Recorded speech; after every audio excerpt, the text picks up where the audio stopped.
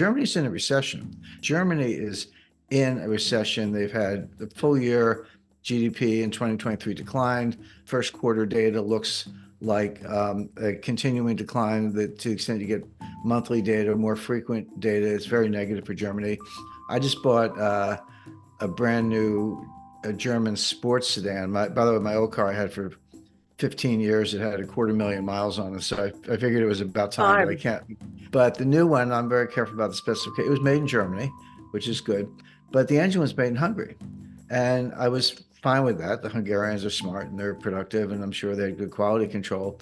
But I thought, gee, isn't that interesting that Germans are outsourcing the engine production to Hungary the way Americans are outsourcing everything? Well, it used to be China, now it's Mexico. Why can't Germany make those engines the way they used to? Well, the answer is the energy costs are too high. The two biggest industries in Germany are chemicals and automotive manufacturing, and they're both very energy intensive. Leave aside the fact that you're making internal combustion engines, it just takes a lot of energy to run those factories, and they're outsourcing everything because the internal energy costs are too high. Well, they're the ones who, if not directly, certainly with NATO, blew up the Nord Stream pipeline. So what do you expect? And then again, on an even bigger platform, bigger frame, the U.S. economic sanctions on Russia because of the war in Ukraine. Mm-hmm. And again, if you're in a war, economic sanctions on your enemy are not unusual. But I teach a seminar on financial warfare at the U.S. Army War College, and it's a kind of a handpicked class, 12 or 13 students. And when I did the class in 2022, it was in April, and it was right after the war began. And I said, let me tell you what's going to happen. We had already put a lot of sanctions on, but there were new ones coming out every day, almost every day. I said, here are the sanctions, here are the legal authorities. We froze their accounts. We banned their exports of strategic metals. We banned their exports of oil and natural gas. We banned imports to Russia of technological equipment, et cetera, et cetera. And I remember Biden screaming, we're going to destroy the ruble, we're going to sink the ruble, et cetera. And I said, none of this is going to work. Not only will it not slow down the Russian economy, it will actually boomerang and hurt us, meaning the Western Europe and the United States, more than it hurts the Russians. And I got a lot of pushback from the class. They were all, gung ho. I mean, I don't blame them. They're military. They want to win a war or whatever.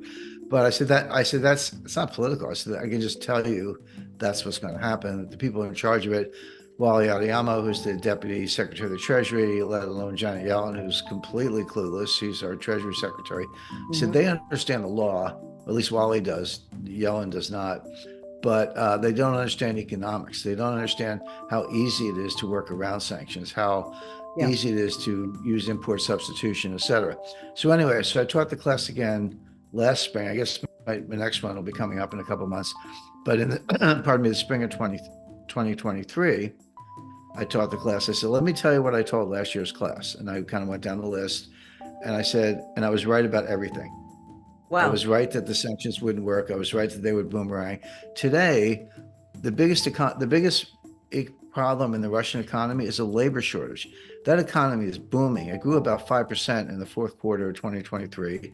The ruble is stable. It had the big dip, and then it came all the way back, and then it was stable for the better part of a year. Over a year, went down a little bit, but not a lot. That had to do with oil prices.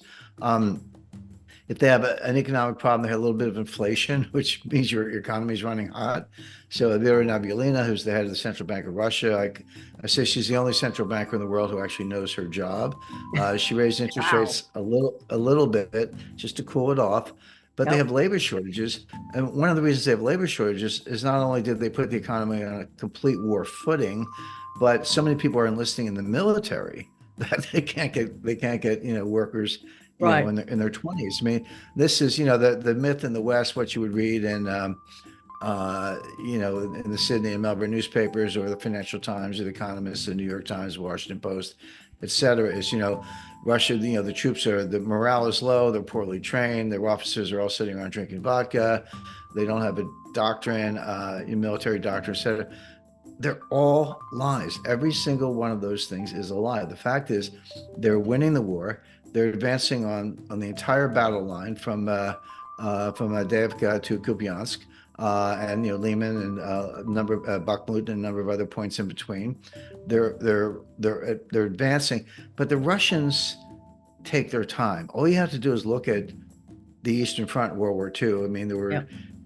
there were get the number right, 20 million people killed in combat, and I think another 10 million civilians. But the Germans came in and they killed 5 million Russians. And the Wehrmacht said, "Okay, we're on the outskirts of Moscow. We've taken Stalingrad. We've surrounded Leningrad. We've today's St. Petersburg. We've killed 5 million Germans, or sorry, 5 million Russians." But then the Russians came back with 5 million more, and then 5 million more. In other words, the Wehrmacht and the German intelligence had no idea quite what they were dealing with in terms of Russia's ability to mobilize, and that's still true. But you look at the Battle of Kursk in 1944, late 43, early 44, they didn't rush into anything. They had a war of attrition. They wore down the Germans, and then they surrounded them. They enveloped them in what's called a cauldron, and they annihilated them. But they weren't in any hurry about it. And it was only when the Germans had been annihilated that they moved through Warsaw and Berlin.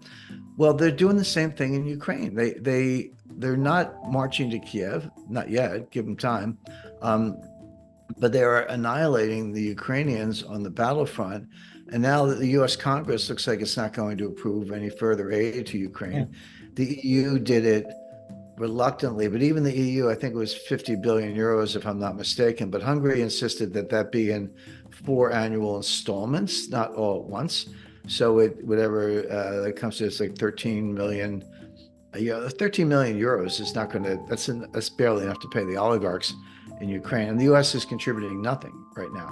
So Ukraine is losing badly on all fronts. But getting back to the economics of it, which is where we started, the Russian economy is booming. They're running a little hot. They have labor shortages. They're on a total war footing. They're making several million 155 millimeter shells per year. The United States and NATO's arsenals have been depleted. We don't have any more 155 millimeter shells. That's why we're sending them these cluster bombs, because that's all we have left. The U.S. is begging places like South Korea, which had some, to say, "Hey, could you give us your 155 millimeter shells? We'll send them to Ukraine." South Korea says, "Well, we might need them ourselves because the North Koreans are making noise. The Israelis need them to fight in Gaza." And so how did the Western arsenals get completely depleted? That was the other thing. We're going to wear the Russians down. There'll be nothing left of them by the time we're done. Again, Carrie, the opposite has happened. The Western arsenals are depleted. The German Leopard tanks are blown up on the battlefield. The British Challenger tanks are blown up on the battlefield. The United States sent them some Abrams tanks, which is our top of the line tanks. The Pentagon called Zelensky and said, "Please don't use them, because we don't want any pictures of them burning on the battlefield. It's really bad for sales." So they have some Abrams, but they won't use them because they know the Russians will blow them up with mines, drones, artillery, and bombing. It's kind of, the world's turned upside down. But again, just to summarize, whether it's Ukraine, strategic metals, uranium, which you mentioned, energy generation, industrial production, deindustrialization, you can't understand, and they're all big topics. You can't understand any of them separately from the Green New Scam, and financial warfare, and a lot else going on the political side.